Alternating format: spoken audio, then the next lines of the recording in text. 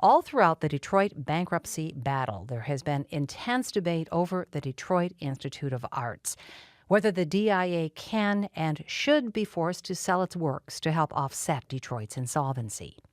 DIA Director Graham Beale. You do not sell works of art for any other purpose than to acquire more art and to enhance the collection. The DIA has been something of an object lesson. There are approximately a dozen museums whose collections are technically owned by the city. And one, for example, is Birmingham, Alabama. I think Wichita is another, I'm not sure. Certainly the Great Walters Museum in Baltimore is owned by the city. And as far as I know, the board and the directors are talking to the right people, the mayor and the city council, to get legislation passed that will protect the collection should their cities ever go into bankruptcy.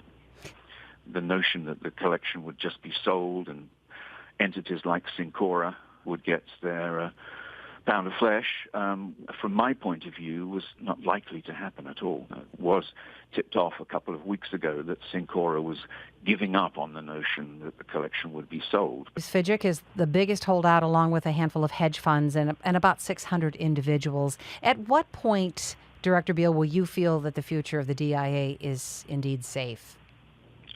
When the judge rules on the plan of adjustment and rules in our favor, and we are able to put into effect the documents that convert the DIA back into a privately held 501c3, which is how we started life in 1883.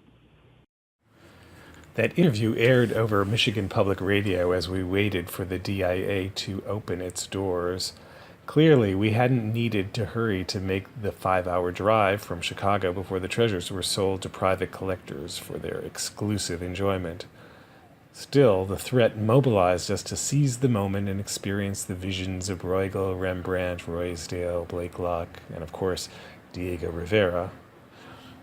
Is his sanctuary of frescoes the heart of the DIA? Its bustling energy is painfully absent from Detroit today.